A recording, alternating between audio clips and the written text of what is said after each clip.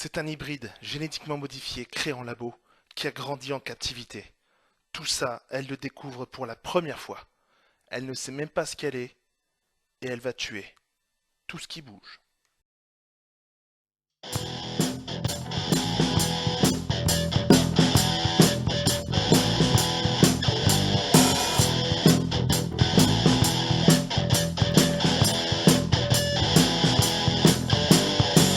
My heart is beating so loud. I think it's gonna kill me, baby.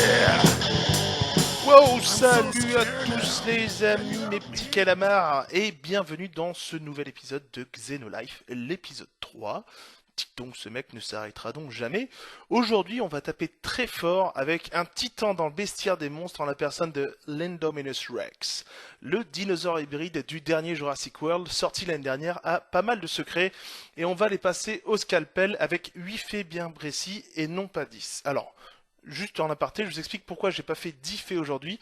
Tout simplement parce que après avoir fait mes recherches et en les compilant, j'arrivais à une série de 8 faits et j'avais pas envie d'étirer sur 10 faits en racontant deux conneries. Donc j'ai préféré rester précis et me limiter à 8 faits pour cette fois-ci. Alors, on va commencer avec le fait numéro 1. L'Indominus Rex, un poids lourd toute catégorie. Vous l'avez sûrement marqué, l'Indominus est un monstre aux proportions gigantesques. Imaginez un petit peu 15 mètres de long et une taille d'environ 5 mètres de haut pour un poids total avoisinant les 6 tonnes. Il faut aussi parler de sa peau qui est d'une couleur gris béton et son dos est recouvert justement d'une sorte de peau un peu plus épaisse qui le protège aussi bien des morsures que des impacts de balles. Sa mâchoire, elle, est ultra extensible et elle lui permet d'ouvrir sa gueule à un angle phénoménal de quasiment 90 degrés. C'est aussi un sprinter, il est plus rapide que le T-Rex et il a une vitesse moyenne en course d'environ 50 km/h, ce qui signifie tout simplement que même Usain Bolt se ferait rattraper par l'Indominus Rex. On passe maintenant au fait numéro 2, l'Indominus Rex, un monstre de science-fiction, pas si science-fiction que ça. En effet, vous devez tous connaître Jack Horner, le paléontologue, conseiller et consultant sur tous les films de la franchise Jurassic Park depuis le début. Et bien ce dernier aurait puisé son inspiration pour le design de l'Indominus Rex, en partant sur le Therizinosaurus. Alors, le Therizinosaurus, c'est pas facile à dire, est un des plus grands maniraptors, et les maniraptors sont des dinosaures qui auraient pour descendants directs les oiseaux. Ils se seraient inspirés des Therizinosaurus par rapport à leur couleur, mais aussi par rapport à leurs longs et puissants avant-bras, ainsi qu'à leurs grandes griffes tranchantes. Cela aurait beaucoup inspiré le design de l'Indominus Rex. Alors pour le troisième fait, on va retourner dans les labos du Jurassic World pour découvrir comment a été fabriqué l'Indominus Rex. Alors je sais que dans le film on en parle, mais c'est évoqué assez rapidement, c'est pour ça qu'il me semblait assez intéressant d'y revenir. Tout d'abord, pour l'Indominus Rex, on s'est basé sur le tyrannosaure, qui lui a donné sa puissante musculature et sa taille. Ensuite, l'Abelisaurus, qui a permis d'exagérer encore plus les traits du T-Rex. Le Majungosaurus, pour accroître le nombre de dents. La sèche, tout simplement par rapport aux capacités extraordinaires de camouflage. La grenouille arborigène, avec la possibilité de réduire sa chaleur corporelle, ce qui explique pourquoi l'Indominus passe inaperçu aux infrarouges. La vipère pour la vision infrarouge. Et enfin, le Vélociraptor, c'est lui qui lui a donné son intelligence et son goût tout particulier pour l'embuscade.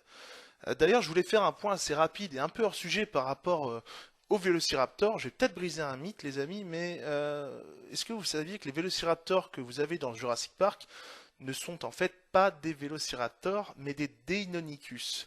Des Deinonychus dromazauridés pour être exact. C'est eux qui ont servi de modèle. Alors vous vous demandez, mais pourquoi?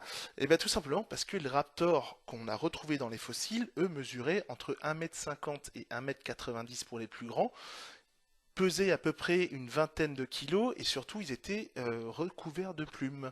Donc le choix pour la production de Jurassic Park fut fait, le Deinonychus a l'air plus terrifiant, plus grand, plus musclé, donc on va choisir le Deinonychus pour le mettre dans les films, mais on va lui donner le nom de Raptor, parce que le nom de Raptor c'est plus vendeur, et les gens le retiendront plus facilement que Deinonychus, tout simplement. Alors pour le quatrième fait, on va rentrer dans le vif du sujet, avec une théorie.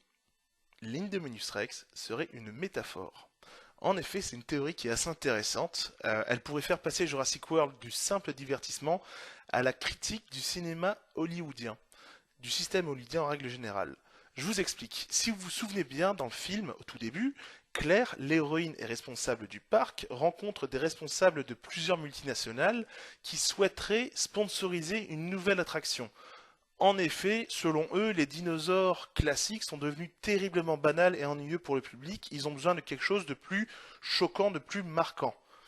Et si l'Indominus Rex n'était qu'en fait la représentation des excès d'Hollywood?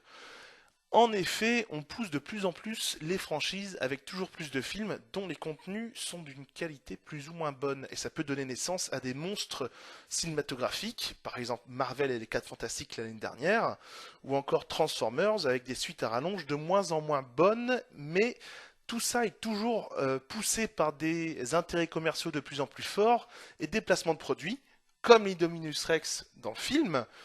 Donc l'Indominus Rex serait une autocritique de ce système hollywoodien, à savoir un monstre créé par la cupidité de l'homme qui devient hors de contrôle et qui, au final, est une véritable catastrophe.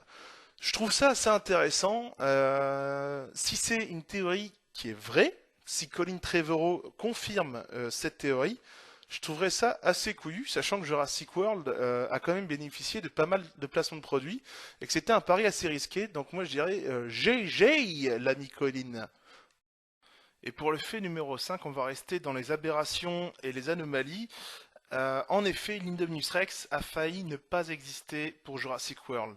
En effet, l'idée de l'Indominus Rex n'était à la base pas envisagée, puisqu'il faut savoir que des dessins de pré-production s'orientaient vers une histoire totalement différente. Je vous explique tout ça. À l'origine, il faut savoir que le projet Jurassic World était en gestation depuis maintenant une dizaine d'années. Et c'est pendant l'été 2005 que plusieurs dessins de post-production des dessinateurs John Sayles et William Monaha ont fuité sur le web et on a pu y découvrir des concept art à la base de mutants, moitié dinosaures, moitié humains. Donc un croisement entre nos deux espèces. L'accueil des dessins fut évidemment tellement négatif que la production fut obligée de faire marche arrière et de revoir sa copie. Et apparemment, ce serait ainsi que serait né l'Indominus Rex. Honnêtement, j'aurais bien aimé voir ça quand même, des mutants moitié dinosaures, moitié humains, ça aurait pas manqué d'une certaine allure, je pense. Allez, on continue avec le fait numéro 6 et la question que tout le monde se pose. Pourrons-nous un jour créer un Indominus ou même pourrons-nous un jour créer un dinosaure? C'est une question que tout le monde s'est posée après avoir vu Jurassic Park, avouez-le. On se pose tous les jours cette question. Enfin moi, mais ça prouve peut-être d'un état mental assez déplorable. Ça reste à voir. En l'occurrence, à l'heure où j'écris ces lignes, je dois parler au conditionnel puisque rien n'est sûr. Je me suis basé pour mes recherches sur les propos du docteur Alison Woolard, qui explique qu'il serait théoriquement possible de ramener des dinosaures à la vie en exploitant l'ADN des oiseaux. La thèse du sang de dinosaures conservé dans les moustiques qui eux-mêmes seraient conservés dans l'ambre ne tiendrait pas debout puisque l'ADN ne survivrait pas aussi longtemps. On parle de millions d'années quand même. La piste serait donc, selon le docteur Woolard, la déévolution. Les oiseaux étant les descendants directs des dinosaures, ces liens entre les deux animaux seraient donc enfouis dans l'ADN des oiseaux.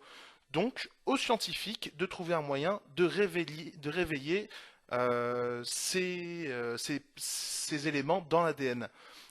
Aussi, la technologie existerait déjà, mais on peut aussi se poser la question, si alors il est possible de ramener à la vie un dinosaure, leur génome serait tellement instable qu'il faudrait être prêt à toute éventualité, donc peut-être une éventualité monstrueuse.